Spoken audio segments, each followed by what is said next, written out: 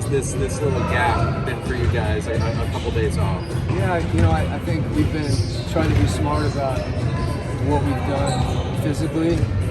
You're able to touch habits, some core things foundationally when you have slippage, which I think is really important for us, especially with our team continuing to evolve with new faces. But maybe more important is just to try to recharge emotionally and mentally, because I think that's something particularly this time of year. There's some advantage to be gained there. Do you see some of that recharging, that extra juice, in practice today, guys staying and competing and having one-on-one afterwards? Yeah, it's you want every profession for all of us. You're serious, but hopefully you can also enjoy what you do. And sometimes you need to be reminded about it. A couple big games this weekend. We were just talking to George about the Warriors and what Jimmy Butler's added to that team. What have you seen out of him with Golden State? Well, he adds to a team in so many ways.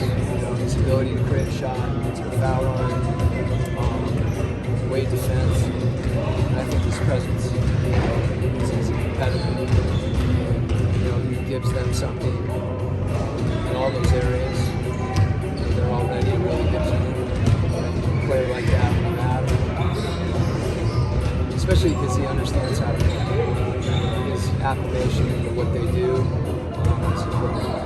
Last question I got is we just got, before he got subbed out, George making a case for Zach as Rookie of the Year. How have you seen Zach step up his game and what he's able to do, especially these last few weeks? Well, I think it's a strong case. You have to look beyond some of the quote-unquote numbers.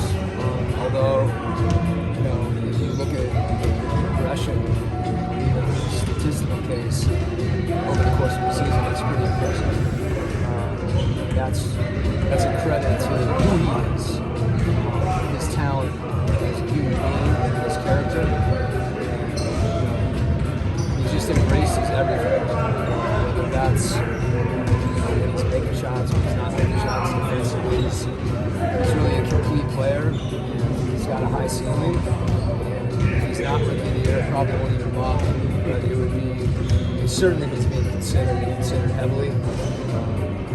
He's in a different environment with a different team. Sometimes, we think about the group, changing and how that impacts coaches. And we also think about a group changing and how it impacts players, particularly a player that's in his first year. So some of those younger guys, Zach, being able to maintain what he's doing and build on it and continue to improve while everything around him, there's some volatility. Speaks even more to his progress and what he's done this year. So hopefully, he'll be recognized. Zach often credits the environment, as you mentioned, and just what does it say about that players like George, who comes in at the trade deadline, isn't afraid to step in and kind of help him out? Trey will be one of the first in his ear to talk to him, but just players in general being there to kind of help him. Yeah, that cohesion and support is huge. When Trey passes him the ball, he misses, passes it to him again, he misses again, he taps him on the way in a timeout, and you know what, the next time he shoots it, he makes it. George is a unique guy as far as he's seen a lot of things in this league. He's come up in the league a different way.